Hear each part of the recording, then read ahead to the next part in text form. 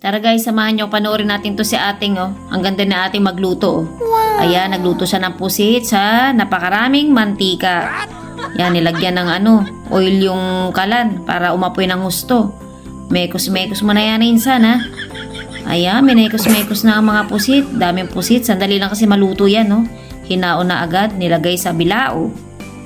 Tapos yan, nilagyan ng ice para ma-cool down agad yung init. At pinaliguan ng isang balding tubig. Oh yeah.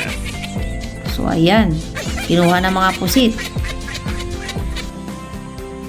Yan, mabilis kasi yan na maluto at matigas ma-overcook kapag naluto ng matagal. Ma-overcook. So ayan, hiniwa-hiwa na, nilagay ng mga ingredients. Ang mga sangkap, mayroon siyang kamatis, luya, bawang, tapos sibuyas, chili powder, yan ang mga gulay, salad. Salad pala itong gagawin. Ba't may noodles? Salad. Tapos may noodles. Parang pansit. Wow. O yan na. Mukhang masarap to. Ay, cheers na sila. Natakam tuloy ako. Kasi masarap yan. Sa pansit yung pusit. Tsaka sa pasta masarap yan.